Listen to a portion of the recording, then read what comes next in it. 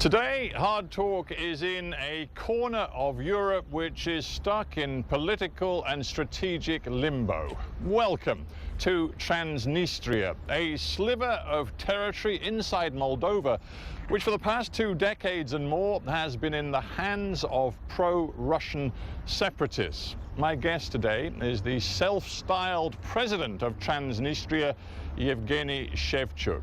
As Russia flexes its muscle across the former Soviet space, could Transnistria become a new zone of conflict between Russia and the West?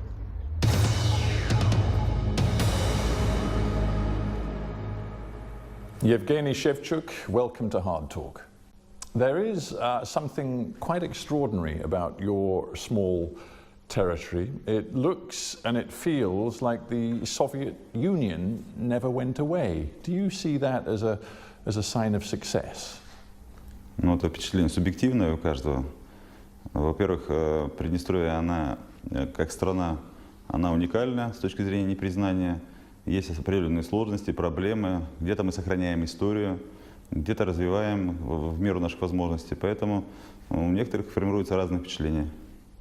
Well, obviously the impression is based on what I see. And for example, what I see right behind you is the flag that your territory has adopted, which of course has the very prominent hammer and sickle, the symbol of the Soviet Union. I mean, does that indicate that you want a system here and an ideology which goes back to the Soviet days? Ну, идеология Советского Союза — это все-таки прошлое. Хотя там было тоже много положительного в самой стране. И многие сожалеют о том, что эта страна была разрушена и не были проведены соответствующие реформы своевременные. Что касается нашего флага и герба, то это больше истории, потому что в 1992 году, как известно, в 1991 наши граждане воевали под этим флагом. Но и дань уважения к тем погибшим, к этой истории, у нас сохраняется именно этот флаг с этим изображением герба. You make a great deal of the symbols. You've built what you call a nation. You have a flag. You have your own currency, the ruble. You have your own passports. But it is all a fantasy. Nobody outside of this tiny territory recognizes the legitimacy of what you call your state. Но, к сожалению, не признают. Но мы живем, мы есть фактически, вы находитесь в реальном Приднестровье, где есть все институты государственной власти, здесь есть своя внешняя политика, где осуществляется экономическая политика самостоятельная и так далее. Или проблема признания или нет, это проблема больше политическая. Желание политических властей соседних государств или тех государств, которые в той или иной мере участвуют в регулировании, признать реальный факт существования этих людей с этой волей, направленной на формирование самостоятельного государства. But what is the point of a passport that you cannot use? I don't understand. Ну, в чем смысл? Дело в том, что паспорт внутри страны используется для перемещения по стране, удостоверения личности как таковой. Все равно акты гражданского состояния никто не отменял. Это свидетельство о рождении, свидетельство о смерти. Так же самое и выдача соответствующих паспортов, которые подтверждают личность. You said when you were elected in 2011, you said that you were determined and you would work tirelessly to win international recognition for Transnistria. On that basis, you have failed. Но мы движемся в этом направлении. И мы предлагаем формулу, по которой можно достичь стабильности в этом регионе Европы. И в этой формуле нам видится именно вариант международного признания. Что касается воли приднестровских граждан, моей воли, моего желания, то мы, безусловно, выступаем за признание как элемент подтверждения демократического волеизъявления граждан. Things are changing very fast in this neighborhood, and obviously at the top of the list of changes is what has happened in Ukraine. Do you see the crisis there in your neighbor, Ukraine, as a threat or an opportunity? Безусловно, конфликт в Украине для нас представляет определенные риски и серьезные риски. Часть из них мы уже на себе ощущаем. Влияние украинской дестабилизации на экономику Приднестровья в частности. Но я считаю, что самое главное сейчас, наверное, в мире и в Украине в том числе, что сбиты какие-то идеологические координаты ценностей. И из-за этого происходят вот такие конфликты. Сам факт конфликта в Украине – это уже производное от духовного состояния, от уровня мышления политических элит и так далее. Я не считаю, что в 21 веке политические проблемы нужно урегулировать именно военным путем. We have seen terrible violence in Ukraine. Do you fear that such is the potential for conflict here in Transnistria, that there could be new violence here, particularly if Moscow decides that it needs to intervene in this territory? Ну, в зависимости от того, что вы понимаете под словом «интервенция», на эту территорию тем более. Насколько мне известно, то у политических сил в Москве нет планов развязывания здесь каких-либо боевых действий, в вашем понимании. И хочу подчеркнуть, что Приднестровье уже прошло ужасы националистической войны, фактически, гражданской войны в 1992 году, и мы знаем, что это такое, когда потеряли более 800 людей убитыми. Поэтому мы мирные люди и пытаемся с нашими соседями выстроить конструктивный диалог, направленный на добрососедство и на сотрудничество. И мы на это настроены. Конечно, нельзя исключать, что какие-то радикальные националистические там силы, допустим, в Украине или в Молдове попытаются какие-то провокации сделать там на границах и так далее, создать. Такого полностью исключать нельзя.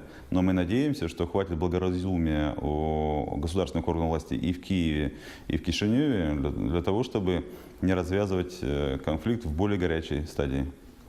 You, in April, you delivered what you call your State of the Nation address, and you made a point of saying that you wanted to see Transnistria independent, but then forging a future with Russia. Your parliament has actually appealed to Russia to annex this territory, just like Crimea.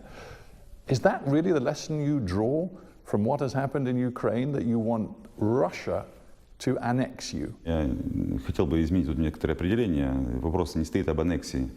Вопрос стоит о том, что фундаментальным правом является право человека на наличие своего мнения и политической воли. И эти люди, проживающие в частности в Приднестровье, подтвердили свою волю на референдуме, как известно, и неоднократно. И мы считаем, что это But if I may, I mean, that referendum, as you know, had no international legitimacy or standing whatsoever. I mean, it doesn't mean anything, the vote that you had in 2006. На наш взгляд, Приднестровье не признано потому, на сегодняшний момент, потому что идет вот такая некая конкуренция внешних сил за влияние, допустим, на регион. И, наверное, это больше является фактором непризнания, чем отношение к самой демократической процедуре. But with respect, I just wonder whether you appreciate the degree to which the sands are shifting all around you. We now have in Moldova, just a few miles that way, we have a government which has signed an association agreement with the European Union. And just a few miles the other way, we have a government in Kiev which has also signed an agreement with the European Union. Both of your neighbours are looking to the West, to the European Union, which leaves you, sandwiched between them, more isolated than ever before. С уважением относимся к воле Кишинева, Киева, официального в данном случае. Это суверенные власти, им принимать решения. Что касается тех интеграционных процессов, которые более динамичны в последнее время, то они направлены на, в первую очередь, экономическую и политическую интеграцию. И если это им выгодно, как для стран, то, наверное, это нужно только приветствовать. И любое государство заинтересовано торговать как с Западом, так и Востоком. В этом направлении мы выстраиваем собственную политику. Но когда новые правила грозят нам серьезными рисками, то мы, безусловно, не можем не отмечать эти риски и не можем пытаться им противодействовать. It seems to me that whether you like it or not, a lot of your own people see that the political winds have changed and that they need to change too. For example, I'm sure you are very well aware that a huge number of the people in your own territory now either have or want to get a Moldovan passport. Why do you think that is? Дело в том, что без международно признанного паспорта выехать невозможно за пределы. Поэтому люди были поставлены в объективную реальность, в связи с которой им нужно было принимать решение, какой получить документ, чтобы выехать. И у нас есть, как известно, около 200 тысяч граждан с русскими паспортами, около 90 тысяч граждан с украинскими паспортами, и есть определенное количество с молдавскими паспортами, но все они имеют гражданство Приднестровья. И у нас разрешена множественность гражданств, и мы в этом не видим проблем. Человек должен иметь возможность свободно перемещаться по миру. И если у них... But surely this tells you something. The figure you didn't come up with was that almost 200,000 people now have Moldovan passports. And the reason they do is because they can see huge attractions to being Moldovan, not least thanks to the agreement that has now been signed. Moldovan passport holders can travel freely without visas across the Schengen area of the European Union. I've even heard a rumor that you yourself have looked into getting a Moldovan passport. This shows the craziness of your determination to be separate from Moldova. Но слухами руководствоваться не стоит, по большому счету, не имея гражданского Молдовы и не имея молдавского паспорта. Что касается получения все-таки паспорта, тут больше дело в процедурах и сроках их получения. Дело в том, что молдавские власти предоставили льготные и возможности по получению молдавского паспорта. Если бы были бы такие же самые льготные возможности получения украинского и русского, то я вас заверяю, что граждан Украины и России было бы еще больше.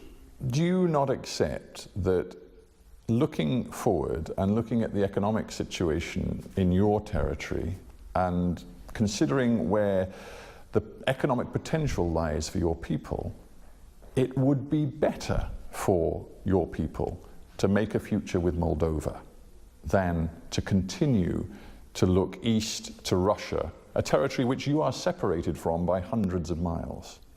Вы, наверное, бывали в Молдове, насколько мне известно, изучали ситуацию там, и видите, что Молдове не удалось продемонстрировать серьезный экономический прорыв, даже будучи признанным государством.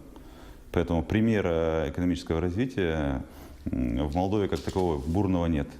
Что касается перспективы экономической с Молдовы, просто объединение с Молдовой для экономической выгоды, ни один экономист не скажет, что она очевидна. Let me focus for a little bit on your relationship with Moscow. You have told me that you are an independent state, state being a word that I'm putting in quotation marks.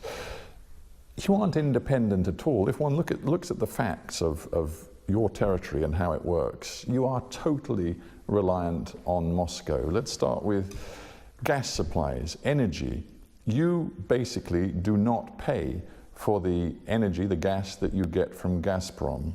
You haven't paid for years for this gas. In fact, you owe what is believed to be $5 billion. So far from being independent, you are entirely reliant on Gazprom, on Russia, for your energy supplies. На протяжении 20 лет предпринимались односторонние шаги, направленные на ухудшение экономической ситуации, на удушение практической экономики Приднестровья. И, конечно, в этих условиях экономика Приднестровья начала падать и осуществлять падение. Поэтому в соответствии с меморандумом, который был подписан 4 сторонами, Российская Федерация взяла на себя обязанность поддерживать социально-экономический статус или этих граждан, проживающих здесь, и всех приднестровцев. Хочу напомнить, что Россия поддерживает... Would you accept that you are entirely dependent upon Russia's largesse, your gas supplies, which you get for free, unless Russia ever changes its mind? Also, Russia props up your official budget. Without Russia, your government would be completely bankrupt. Я хочу сказать, что от газа зависит и